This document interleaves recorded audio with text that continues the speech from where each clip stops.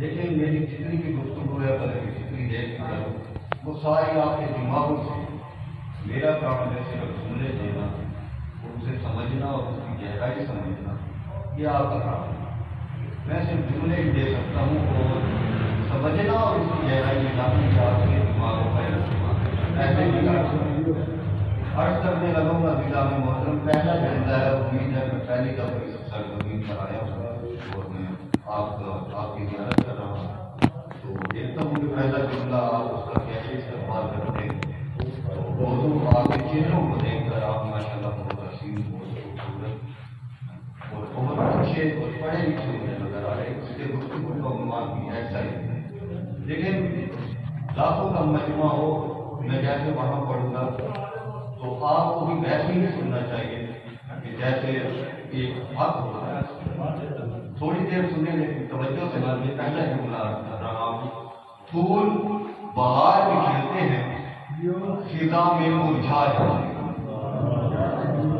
جس نے بھی دنیا میں آنا ہے اس نے ایک دن جانا ہے۔ پھول بہار میں کھلتے ہیں، خزاں میں مرجھا جاتے ہیں۔ تھوڑا تھوڑا بولتے آئیے گا تاکہ میری حوصلہ افزائی ہو، میں یہاں مہمان بھی ہوں آپ کو بتا۔ تو پھول بہار میں کھلتے ہیں، خزاں میں مرجھا جاتے ہیں، لیکن محبت اہل بیت وہ بہار ہے جسے نصیب ہو سدا بہار کا۔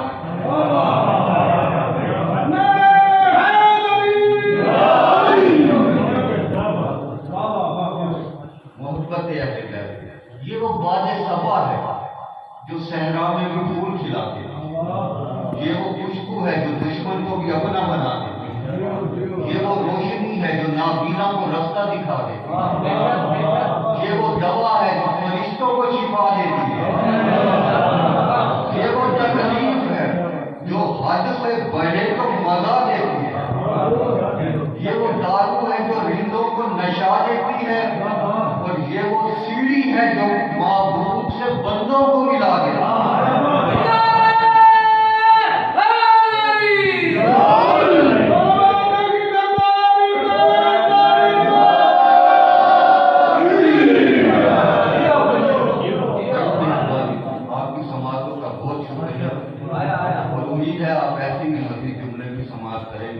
گفتگو تھوڑی مشکل ضرور ہو سکتی ہے لیکن آپ سب مشکل کشا کے ماننے والے ہیں، اس لیے مجھے کوئی مشکل نہیں۔ حضرات گرامی، جب خالق کائنات نے گلشن کائنات کو خلق کیا تو چاہا کوئی تو ہو جو میرے تخلیق کردہ مناظر فطرت کا مشاہدہ کرے کہ کس طرح میرے اشارے غیبی پر فدا ہو کر کلیوں کے دل چٹک جاتے ہیں، وہ خوشی سے پھولے نہیں سماتے۔ معلوم ہوا گلشن کی کلی ہو یا دل کی کلی ہو، وہ اشارے غیبی پر کھلا کرتی ہے، بشرط یہ کہ کسی کا پردہ غیب سے کوئی اشارہ کرنے والا بھی تو ہو۔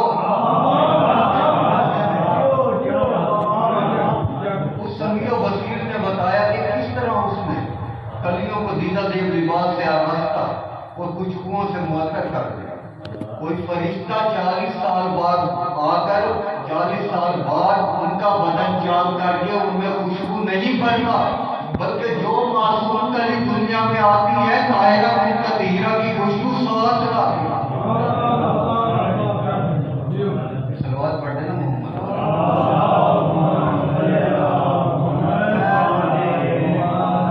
موضوع اچھا نہیں لگ رہا تو میں بدل دیتا ہوں، لیکن موضوع آپ کے چہروں کے مطابق ہے۔ دیکھیے کلی وہ نازک اندام ہے، کلی وہ نازک اندام ہے کہ اسے کوئی سخت رنگ سے چھوئے تو وہ بکھر جاتا ہے، لیکن چھونے والے کے ہاتھ میں اپنی خوشبو چھوڑ جاتا ہے۔ لیکن خار اور کانٹے کو جس قدر مرضی با ادائے نازک چھوا جائے وہ چھوتا ضرور ہے، اور یہی گلشن دین کے ساتھ ہوا۔ جتنی معصوم کلیاں تھی سب بکھر گئی اور خار کانٹے آج تک چھو رہے ہیں۔ جس نے گلشن مدفون سبز گنبد سے پیار کیا وہ سبزہ دار ہوا،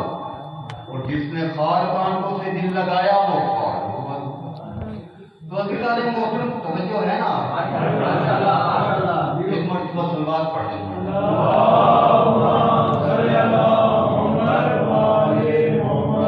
کمال قدرت یہ ہے کہ معصوم مختلف جس ٹہنی پر کھلتی ہے، خار کانٹے بھی اسی پودے کی شاخ پر اگتے ہیں، لیکن مدتوں کی رفاقت کے باوجود معصوم رہتے ہیں، خار رہتے ہیں۔ اب اگر کوئی کہے کہ دونوں کا خاندان ایک ہی ہے، لہٰذا دونوں کو برابر جانو، تو جان لیں یہ کہنے والا خود کس خاندان سے تعلق رکھتا ہوگا۔ اسی لیے مولا حسین نے شب عاشور خیموں میں چراغ بجھا کر قیامت تک لکیر کھینچ دی اور فرما دیا کہ یہ گلشن عصمت ہے، یہاں کوئی کانٹا ہے تو رات کے اندھیرے میں چلا جائے، اور کہیں کوئی کانٹوں میں پھول ہے تو وہ دن کے اجالے کا حل بن کر چلا جائے۔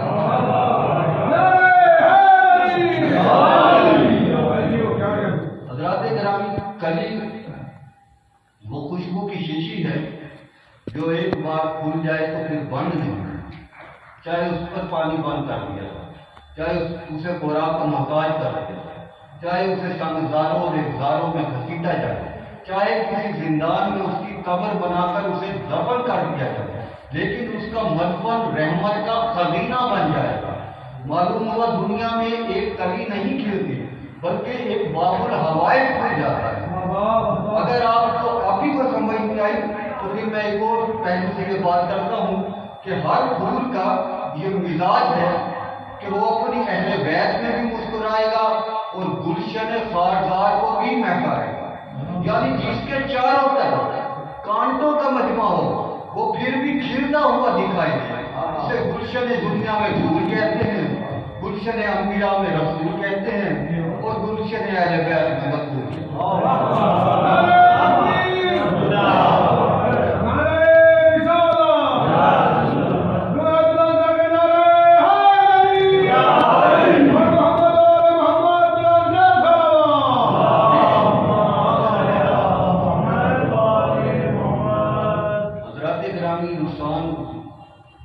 کتنا ہی ذہین و فقیر اور سائنسدان کیوں نہ ہو جائے، پڑھے لکھے لوگ آپ بیٹھے ہیں، آپ کو تو بہتر سمجھ ہیں ان باتوں سے۔ اگرچہ جو ہمارے داخلین اور نمایاں انہوں نے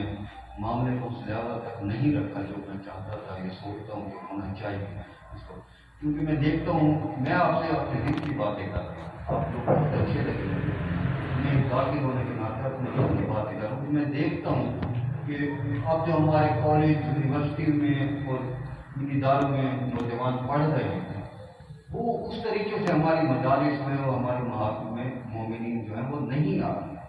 وہ جو قرآن سننے والے یا اس طرح وہ لوگ اس شوق سے نہیں آ رہے، اس لیے کہ آگے جو پڑھنے والے ہیں وہ ان کے معیار کی باتیں نہیں کر رہے،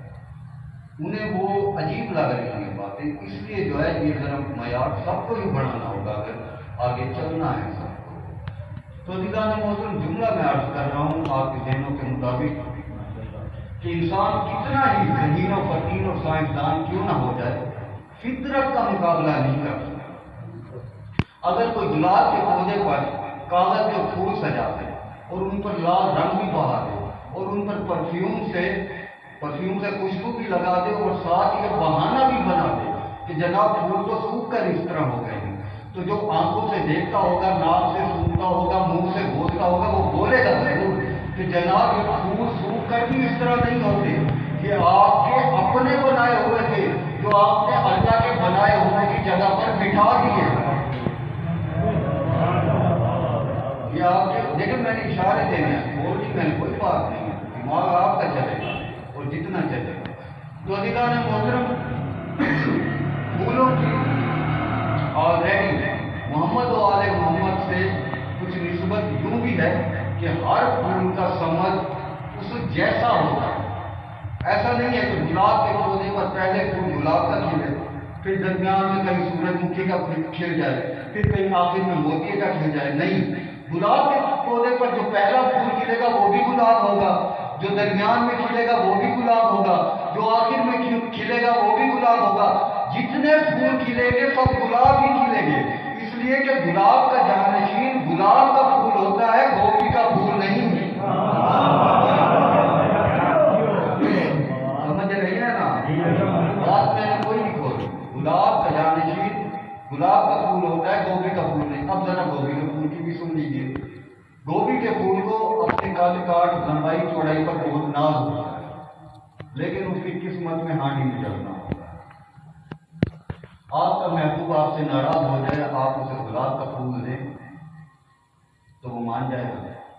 اور اگر گوبھی کا پھول دیں تو مانا ہوگا کہ ناراض ہو جائے گا، ہے یا نہیں؟ تو جسے چاہیے جو چاہتا ہو کہ وہ اللہ کی خوشنودی حاصل کرے تو اسے چاہیے کہ بروز محشر اللہ کے پاس گلابوں کے نذرانے لے کر جائے، گوبھی کا پھول دے۔ اب میں جدید دور کے لحاظ سے مثال دیتا ہوں، چلو سب یہاں بیٹھے دیکھو، ہر انسان کو اپنا محبوب گلاب کا پھول لگتا ہے اور وہ اسے تحفے میں گلاب کا پھول دیتا ہے، منگنی ہوتی ہے تو گلاب کا پھول دیتا ہے۔ اب ظاہر ہے سونا اتنا مہنگا ہو گیا ہے تو اب کون سونے کی انگوٹھی دے گئی، اب گلاب سے ہی کام چلایا جاتا ہے۔ تو منگنی ہوتی ہے تو گلاب کا پھول دیتا ہے، شادی ہوتی ہے تو پھر اسے گلاب کا پھول دیتا ہے، اور جب شادی ہو جاتی ہے شادی کے بعد آہستہ آہستہ جب کافی دن گزر جاتے ہیں محبت کم ہو جاتی ہے، اور آخر وہ دن بھی آ جاتا ہے کہ جب اسے یہ محسوس ہوتا ہے کہ جو کبھی اسے گلاب کا پھول لگتی تھی وہ گوبھی کا پھول لگ گئی ہے، اور وہ بھی حضرت لوگ گھر میں گوبھی ہی لے کے آتے ہیں، اور اس سے وہ دوہرا فائدہ اٹھا دیتا ہے، بیوی کو دھول مل جاتا ہے اور گھر میں ہانڈی پک جاتی ہے۔ تو عزیزان محترم، اسی طرح اس تاریخ میں بھی لوگوں نے اسلام کے ساتھ دوہری پالیسی اختیار کی۔ انہوں نے کلمہ لا الہ الا اللہ محمد رسول اللہ تو پڑھ لیا، اسلام میں داخل ہو گئے، لیکن علی ولی اللہ نہ پڑھ کر واپسی کی گنجائش رکھی۔ انہوں نے سوچا کہ اپنی مرضی سے جب چاہیں گے آئیں گے، جب چاہیں گے چلے جائیں گے،